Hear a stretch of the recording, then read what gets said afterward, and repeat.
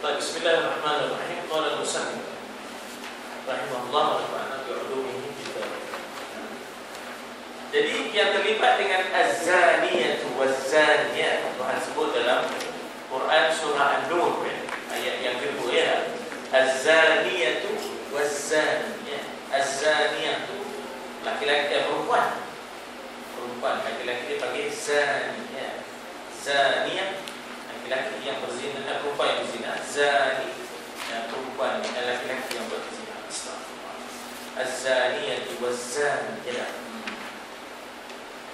Jadi dikata apa di situ bahawa ada kalanya orang itu muhsan. Dia dah kahwin, dan bukan sekadar dah kahwin, dah merasa, dah merasa dah bersetubuh secara sah. Itu dipanggil muhsan. Dan dia maknanya kita kata dari sudut beratnya kesalahan itu ialah dia bukan tak pernah rasa, dia dah rasa. Dia membuat benda yang begitu. Jadi itu dipanggil muhsan. Lagi satu dikata tiada muhsan. Tiada muhsan ni zina yang berlaku daripada pasangan yang tak pernah rasa, tak pernah kahwin. Tak pernah rasa dan tak pernah kahwin. Jadi itu dipanggil muhsan.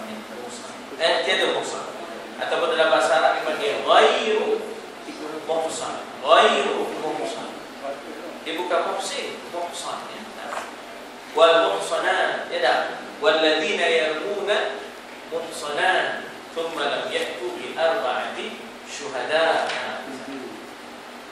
Jadi katanya dan orang yang mendatang zina ataupun melakukan zina, yang wajib dihadkan, dia makna dilaksanakan hukum had ke atasnya.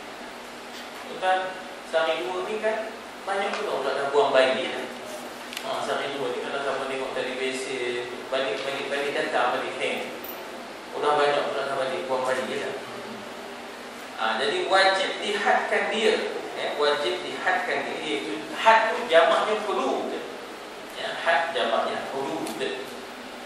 Maknanya wajib dibataskan dia dengan hukuman.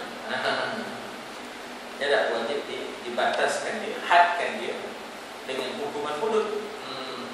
Dihadkan jenayah. Dihadkan jenayah dengan hukuman hudud. Sama ada dia muhsan ataupun tiada muhsan. Muhsan tadi yang dah kahwin, yang dah merasa, bersetubuhan, buat lagi pengen tak sedia. Atau tiada muhsan, tak rasa lagi, mentah lagi. Jadi dia atau tiada muhsan itu orang yang mukallaf, yang nyata, kata apa di sini, yang nyata jantan, bukan khuntha, bukan khuntha, yang memasukkan ia akan sekurang-kurang akan hasyafah zakarnya. Hasyafah di bahagian depan, bahagian depan. Kalau malam-malam pun kata topi jerman, topi jerman. Masa tu tengok kombe rasanya, kombe. With moral, katanya malam-malam. Masa itu televisi hitam putih lagi. Masa itu rantau sikit. Apa rantau? Kalau tengok televisi, kalau boleh biar gelap, segelap-gelap, masa baru wayang. Jadi masa itu cerita komik tu ada Jerman biasanya kata Jerman kena satu tembok. Askar Amerika tak kena satu. Ini dah bosan dengan doa ni. Sampai sekarang begitu. Atau ia memasukkan kadarnya pasal dah tak ada topi tu. Apa? Ada di hoja kita atau macam mana, ada kemalangan kita. Ataupun macam mana isteri macam sangat macam lah dia jadi dah tak ada topi dah tak ada, tinggal sekadarnya maknanya tak ada benda tapi masuk sekadar topi itu daripada yang terpotongnya pada kubul, bukan dubur. Maksudnya kita kata kalau kes berlaku pada dubur, maka di sana dia ada takzir, dia ada takzir. Tidak dihadkan dengan had zina. Kemudian kubul pula kubul perempuan. Kalau bukan perempuan, maka dia ada takzir, tidaklah had zina. Kabun tuan-tuan, jangan dibayangkan bila Islam terlaksana dengan hukum hududnya, habislah ramai yang kena rejam ke, ramai yang kena sebab nanti banyak syarat yang kena dipenuhinya dah.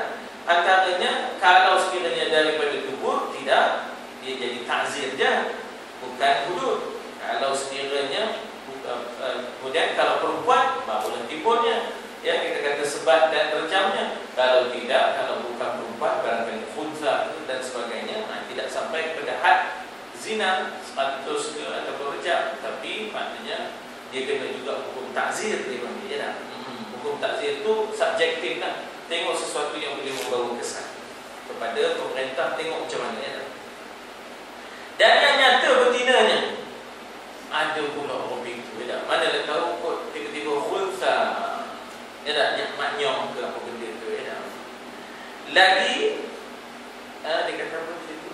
Yang nyata betinanya lagi pukul itu haram memasukkan padanya.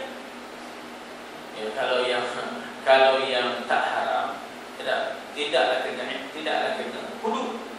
Apa contoh tak haram? Contoh tak haram isteri dia ke? Contoh tak haram hamba dia ke? Contoh tak haram dalam iddah ke? Ya, maksud tak haram tu maknanya tak kena hudud, ya, tak kena hudud, ya, tak kena hudud. Dan kita kata bahawa dalam mazhab Hanafi, dalam iddah tu tak haram, bahkan ia boleh dianggap sebagai rujuk, ya, boleh dianggap sebagai rujuk. Memasukkan padanya, ya, memasukkan padanya haram memasukkan, dan kata apa ya? Lagi kubur itu haram memasukkan, maknanya orang yang disebut sebagai maknanya ajnabiyah, ya, ajnabiyah. Padanya lagi sunyi memasukkan itu daripada syubhah. Syubhah ni ada benda yang mengelirukan. Kalau kes itu berlaku tapi ada kekeliruan, ada ambiguity, ada yang disebut sebagai reasonable doubt, maka yang itu takkan kena hukum rejam ataupun sebat, ya tak? Masih ada keraguan-keraguan yang munasabah, dipanggil syubhah, ya, yang menggugurkan had zina. Macam mana yang syubhah ni kadang-kadang tersilap, ya, tersilap. Macam mana tersilap? Ya, tersilap. Macam mana tersilap? Dia balik pada Kongo, askar tu,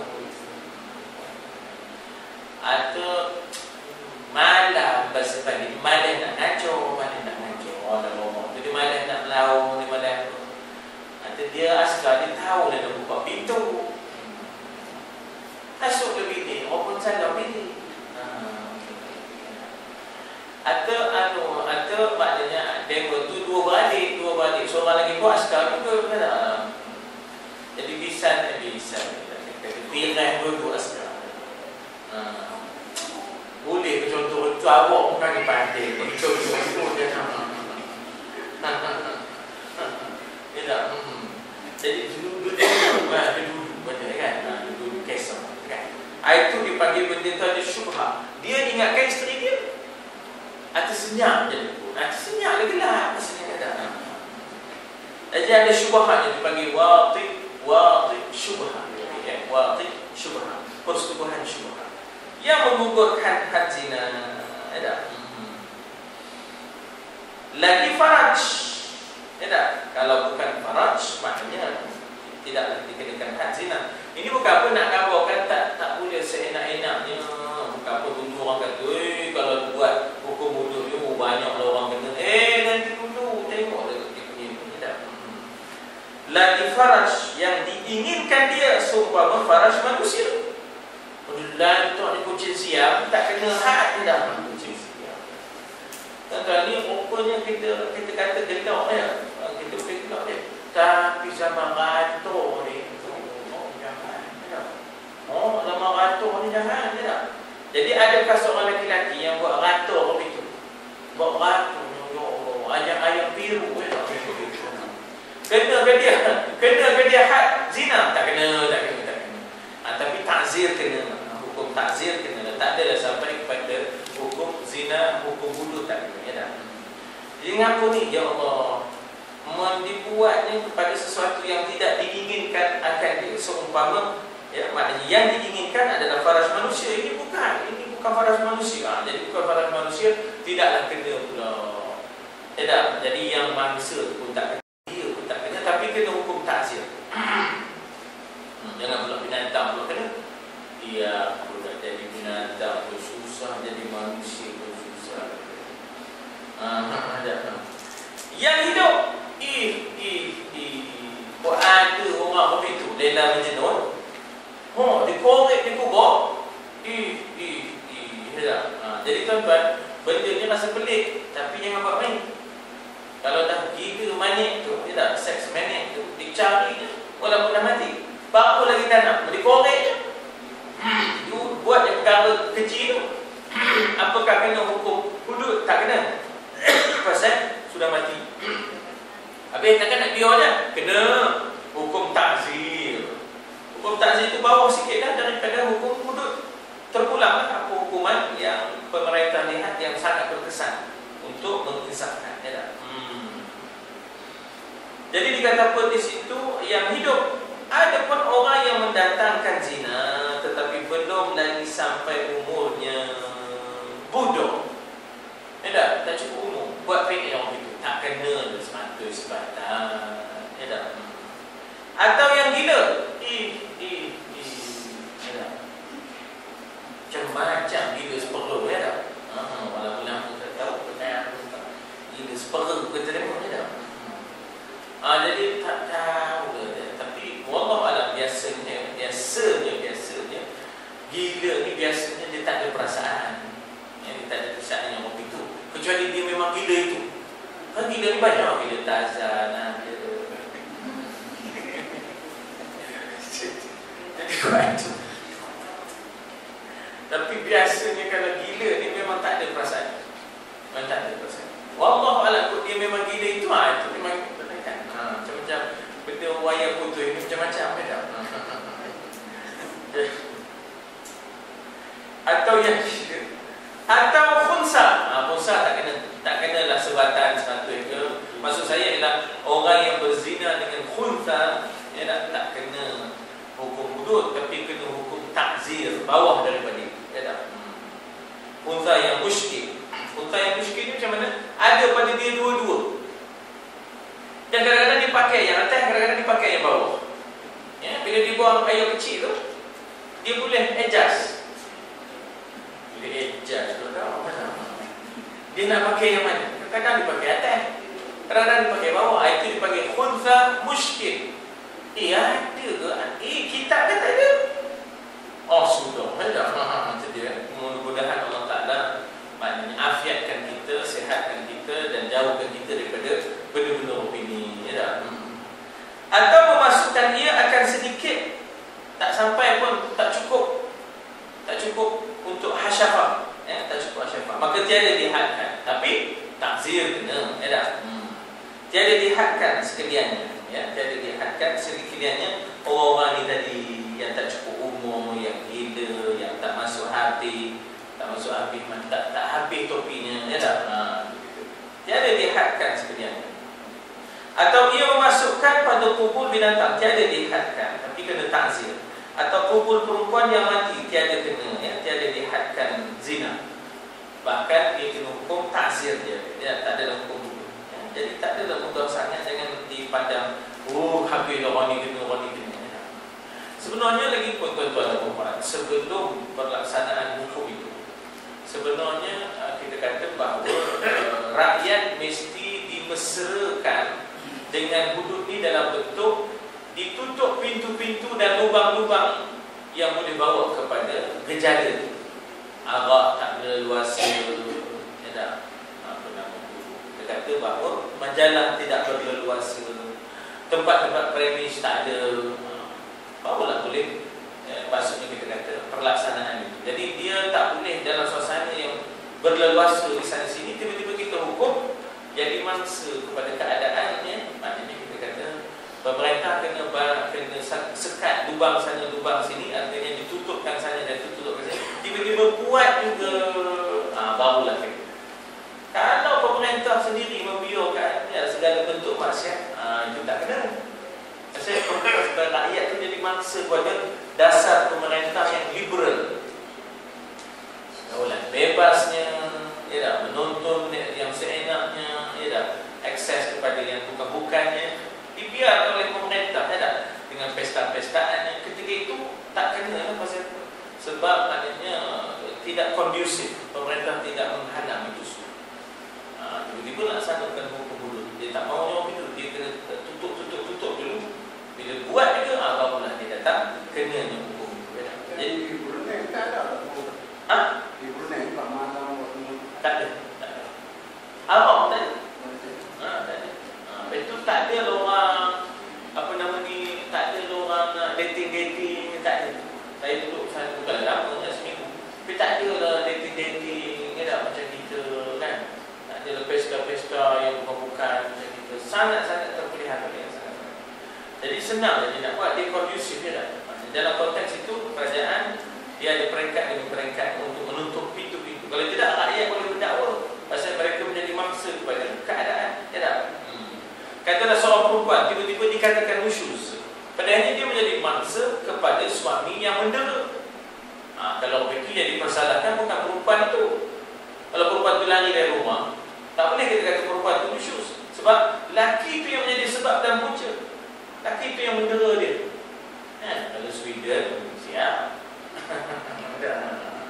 Jadi maknanya laki yang mendera dia. Sebab itu dia lari dari rumah. Dia tak boleh dianggap dia nusyuz, dia mangsa kepada keadaan. Yang si suami itu komando. Tahu saja lah kan, dia nak test dia punya itu kan.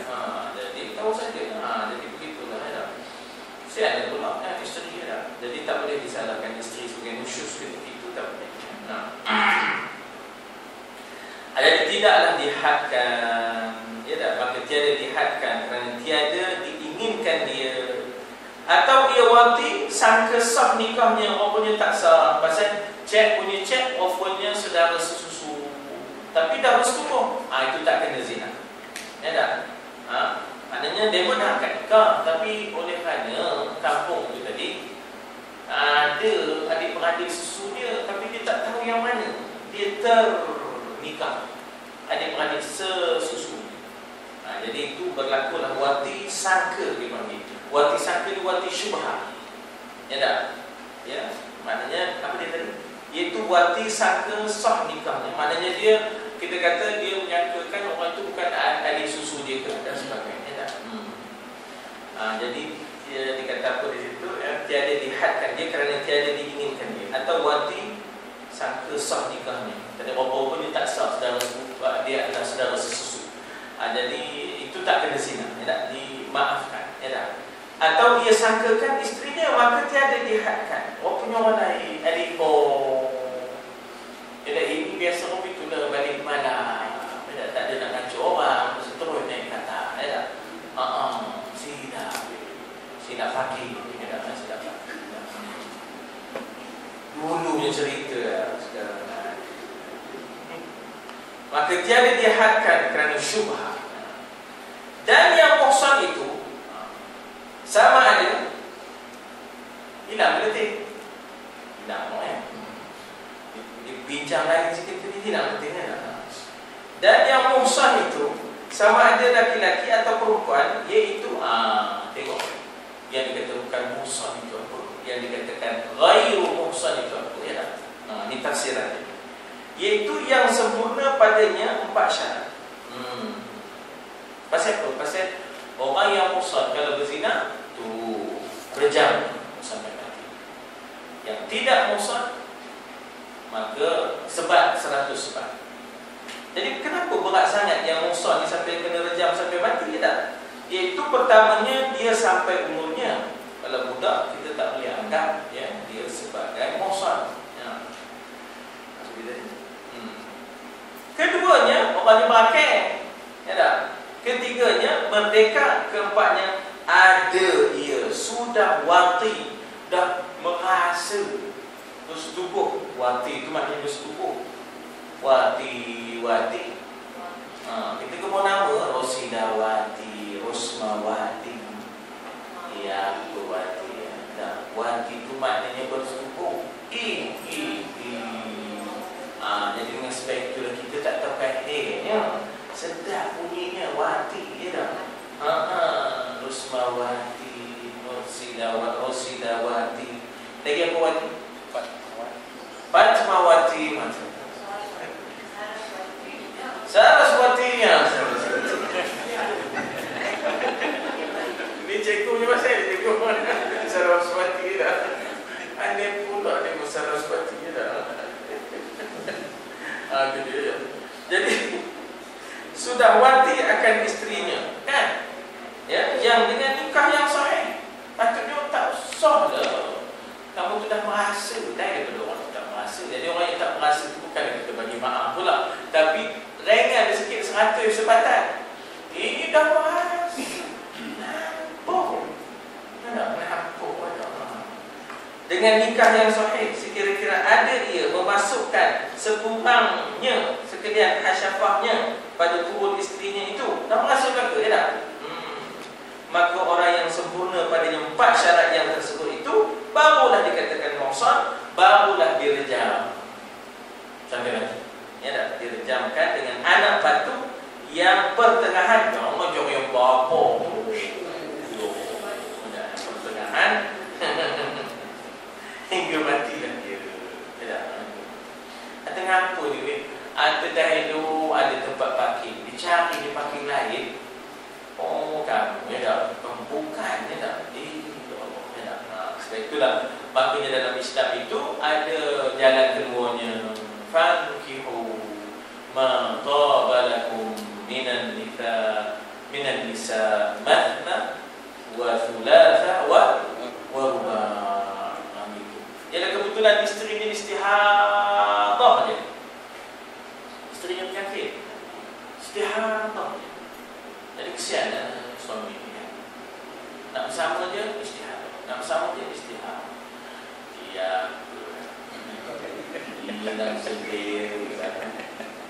Kata dia siapa kan? Kata Syamsuddin, aku hilang sendiri. Jadi itu cerita lain.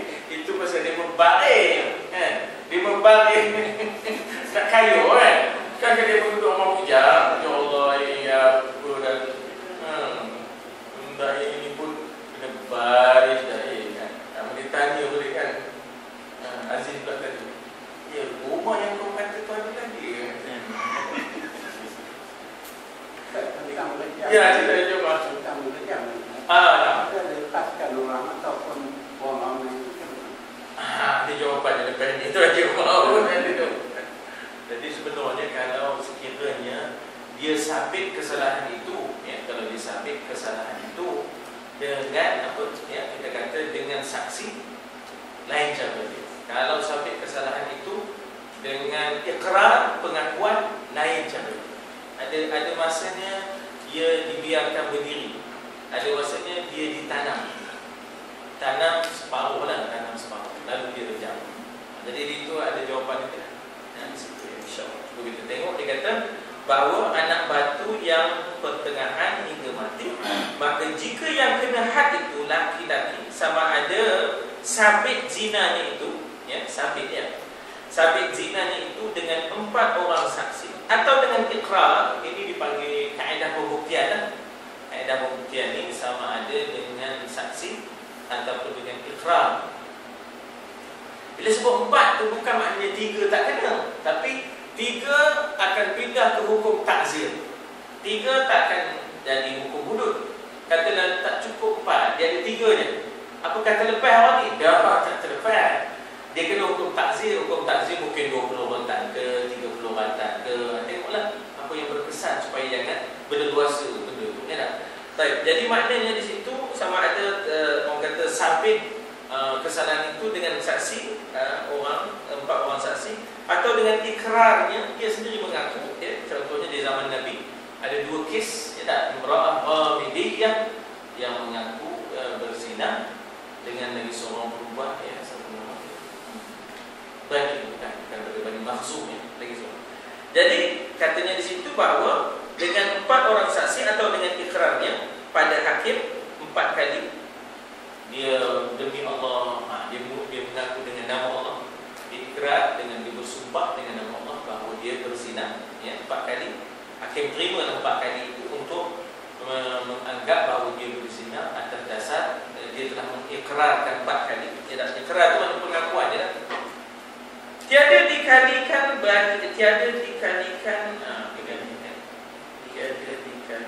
baginya hanya berkeliling manusia. Tiada digalikan. Ini soalan dia tadi, ya. Kalau dia mengaku tiada digalikan, maksudnya di situ memang tulis dikalikan, tak, bukan kali, gali lubang. Kan bila nak rejam ni kan supaya dia tak lari ke apa betul tu kan, kita gali separuh sampai ke pinggang kan. Itu kan, nak gali sampai ke pinggang. Tiada digalikan. Ini siapa yang mengaku ni, ikhrar ni. Kalau yang 4 saksi itu digali, dan siapa yang nak mula balik, yang nampak tu 4 orang. Ini bukan dengan 4 orang, ini dia sendiri ikrar. Orang yang ikrar ni dia mengaku jangan digalikan, tiada digalikan baginya, hanya berkeliling manusia pada kelilingnya.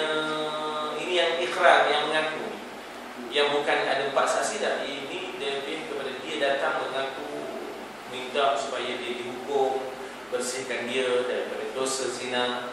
Jadi bila dia redha dengan hukuman tersebut, bebaslah dia daripada azab nanti. Jadi berkelilinglah manusia pada kelilingnya, ya. Maksudnya di situ bahawa untuk merejam ini tadi, ya, untuk merejam ini. Hal keadaannya terlepas itu maknanya tidak digali, tidak diikat, ya. Tidak digali, tidak diikat. Hal keadaannya terlepas gitu.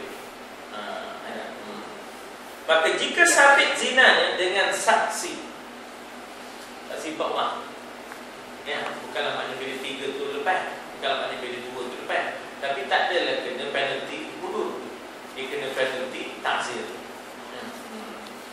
Jadi katanya dengan saksi, maka jika sabit zinanya dengan saksi yang 4, ini kaedah pembuktian, ya tak? Yang merejamkan dia, siapa yang nak mula rejam tu, 4 saksi itulah yang mula merejam. Itu barulah diikuti oleh orang lain, ya. Jadi dikata 4 saksi itu yang mula merejam. Dan jika sabit dengan ikrarnya, awal yang merejamkan dia itu ialah imam ataupun naibnya. Imam di sini maknanya ialah pemimpin lah, ataupun naibnya, ganti pemimpin. Siapalah, hulu ke, siapa ke, ya tak? Bukan hulu sini tak? Maknanya hulu ke dan sebagainya, kita kata untuk menggantikan pemerintah itu tadi, ya tak? Jadi lagi sekali tak? Kalau yang sabitnya dengan saksi 4 orang, saksi itulah yang mula merejam, diikuti oleh orang lain. Kalau sabit zina itu dengan ikrar, pengakuan dia, maka yang mulakan ialah pemerintah. Tuan-tuan dan puan-puan, apa yang ini? Ini nak gambarkan bahawa betapa pemerintah prihatin, tak mahu dalam pemerintahannya zina, dan sebagai contoh tindakan yang drastik yang dilakukan, concernnya pemerintah, dia yang memulakan. Kalau ibarat kita kata Sultan Hasanah Bolkiah lah yang akan memulakan sebagai satu simbolik kepada apa dia, seriousnya ataupun determinationnya untuk pelaksanaan. Aku nak bahasa ni tak apa komitmennya itu, dia tak betapa komitmennya itu kepada benda itu, dia tak. Jadi dikata imam atau naibnya, itu laki-laki. Lagi sekali, laki-laki tadi kita kata tak usah fikirkan sekiranya dia sabit dengan ikrar. Kalau sabit dengan 4 saksi, kita hendaklah gali, ya. Kalau sabit dengan 4 saksi, kita hendaklah gali. Kalau dia ikrar bukan dengan 4 saksi, itu tak payah kita gali, ya. Kita lepas dia, kita keliling, kita lempar dia, kita rejamlah dia.